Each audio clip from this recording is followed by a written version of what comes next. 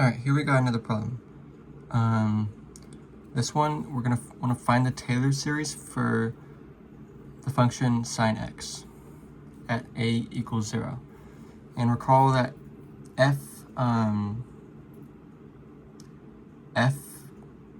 to the power of n, or like the derivative of n of a. I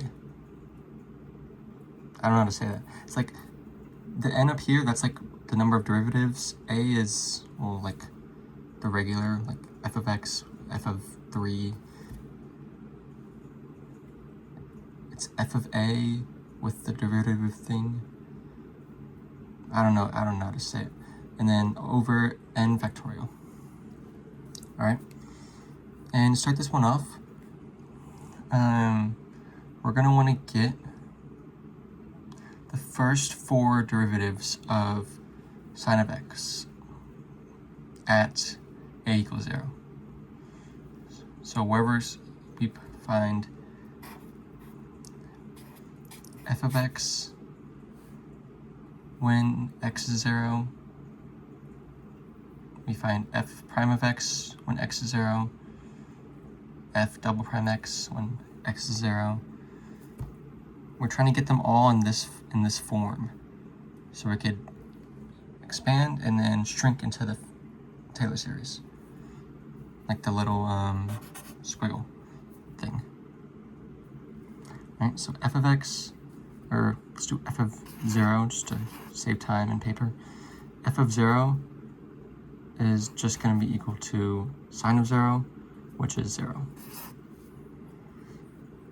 F prime of 0 is going to be equal to derivative of sine is cosine of 0, which is equal to 1. F double prime of 0 is equal to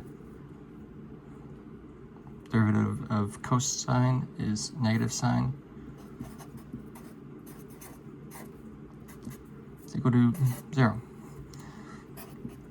Third derivative is going to be, okay, derivative of negative sine is negative cosine.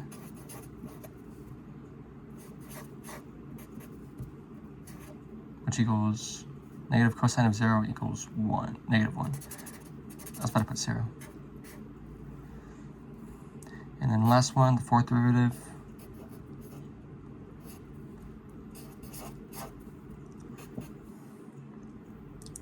we got this. It's negative. What's the derivative of negative cosine? That's regular sine.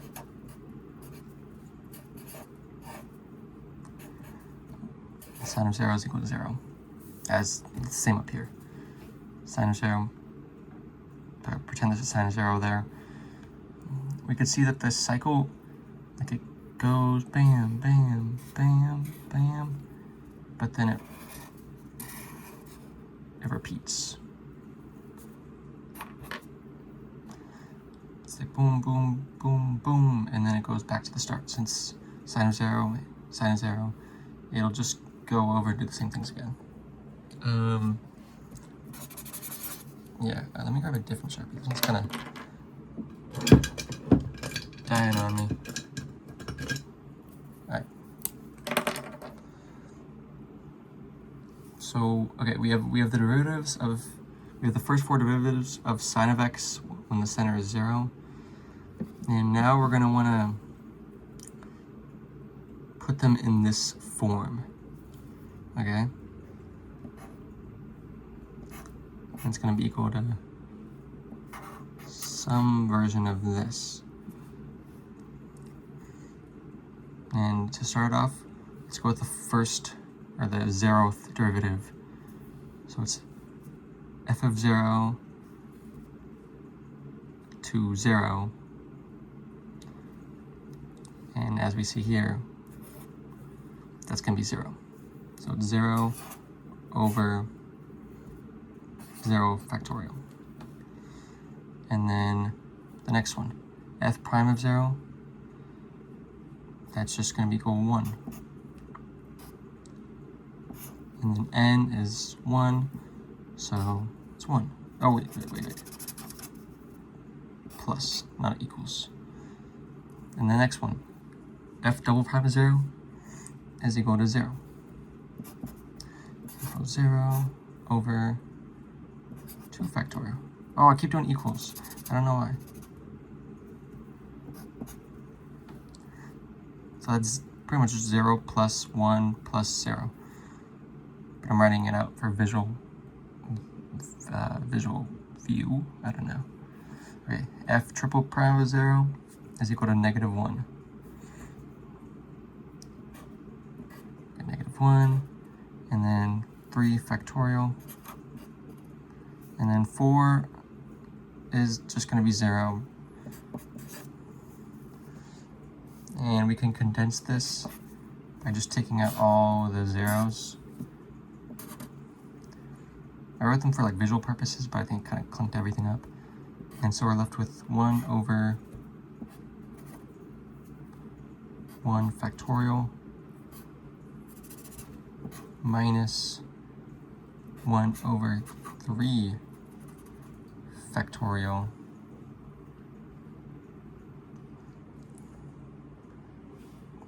I feel like I'm forgetting something. Oh yeah, okay, in this thing there's xn.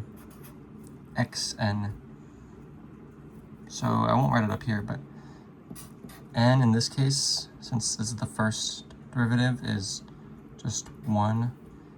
N in this case, third derivative, is just 3. And if we keep going on with this pattern, we'll get 1 over 5 factorial to the power x, or times x to the power 5. And the pattern is, well, the numerators stay the same, 1, 1, 1, but the signs flip each time, right? The signs flip, meaning we have to put a negative 1 to the power n in there. Since, let's say, we plug in n equals 0, since that's the first one. 0, negative 1 to the power 0, that's 1, and 1 is positive. But let's do the next one, second term, n equals 1. Negative 1 to the power 1 is negative 1. Second term's negative.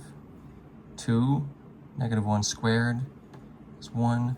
Third term's positive. I know I said 2, but it's because it's 0, 1, 2, so third term is 2. Okay? And then now for the other differences, like the denominator. The denominator and the power of x they're going by the same pattern. 1, 1, 3, 3, 5, 5. And it's going up by 2 each time. And it started at 1. So the pattern is 2n plus 1 factorial. Since if you plug in 0, it'll be 1 factorial, first term. If you plug in 1, it'll be 2 plus 1, 3 factorial, second term. Yeah, it's gonna be the same. And what else is different? Oh yeah, the x. The x abides by the same little pattern, so you just put x to the power of 2n plus 1, and I think we got our series. Here, let's try it out.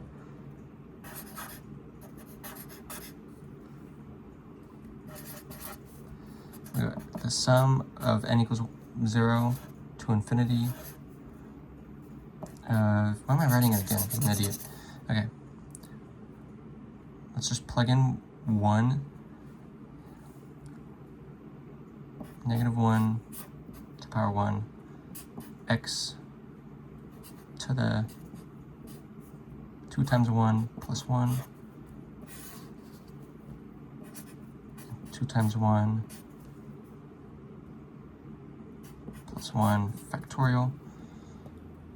And keep in mind 1 is the second term. So we're shooting for that bit that I kind of curled under.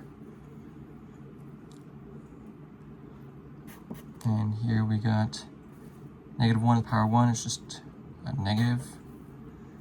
And x to the power of 2 times 1 plus 1, which is 2 plus 1, which is 3.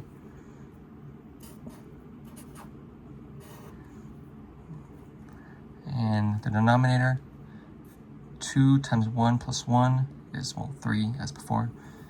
And I'm left with 3 factorial. And that is, okay, that's a little different because, okay, it equals the same thing. It's just you could put the x up there since it could be in the numerator, it could be out the numerator. It's the same thing. So this answer is correct. Like, sorry, that was like a long and bad explanation, but I did my best.